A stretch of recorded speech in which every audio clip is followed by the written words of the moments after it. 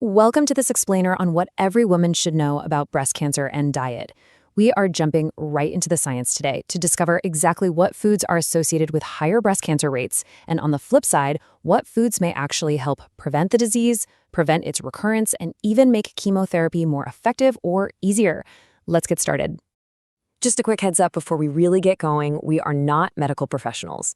This explainer relies heavily on the incredible evidence-based work of Dr. Michael Greger and the team at nutritionfacts.org.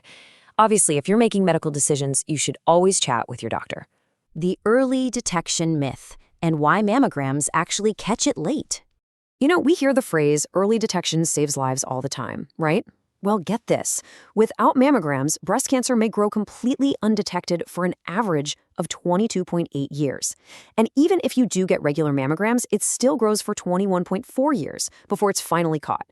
So by the time a tumor is actually visible on a scan, it's literally been maturing in the body for decades. This absolutely proves we need a proactive defense way before a diagnosis ever occurs. Moving on to Section 2. What fuels breast cancer? Let's dive into the cellular biology.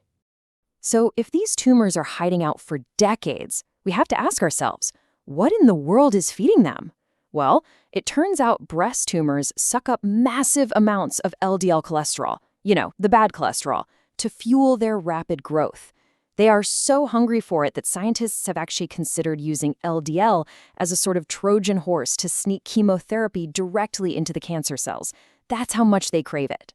To literally starve these cells, we have got to slash our intake of the foods associated with higher breast cancer rates. That means strictly avoiding animal fats, alcohol, and methionine-rich foods, things like meat, dairy, and eggs.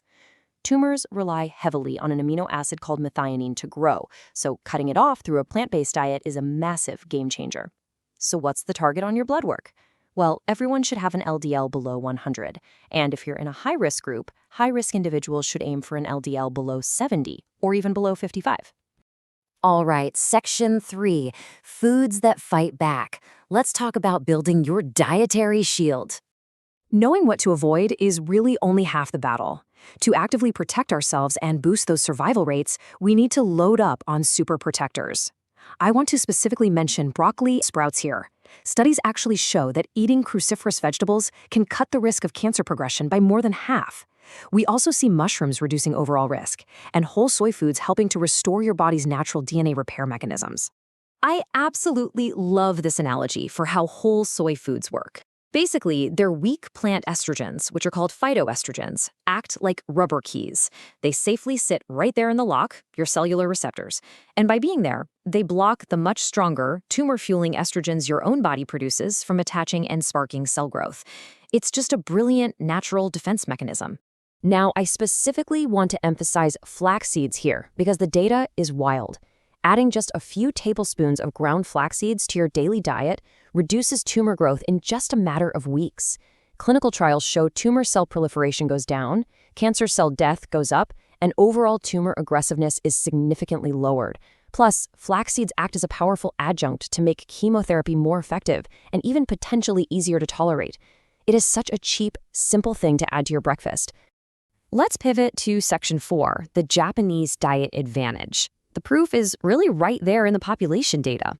Sometimes stepping back and looking at history is the best way to see the power of food.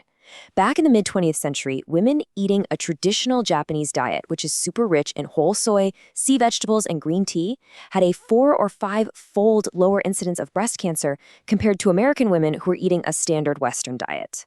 A 4 to 5-fold lower incidence. That's just a staggering difference.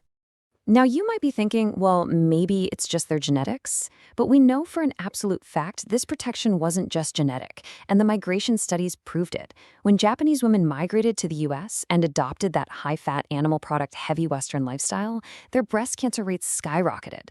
Within just 1 to 2 generations, they completely matched white American women. It's the food on the plate, not just the DNA in the cells, that dictates the risk. Finally, Section 5, taking control today because the power really is on your plate. The most empowering takeaway from all this research is that you are not powerless just sitting around waiting for a mammogram. You can actively rebuild your health, lower your LDL, and arm your cells with these super protectors starting right now. So as we wrap up this explainer, I want to leave you with this final vital question. Armed with all this incredible data, so what dietary changes will you make to protect yourself or your loved ones?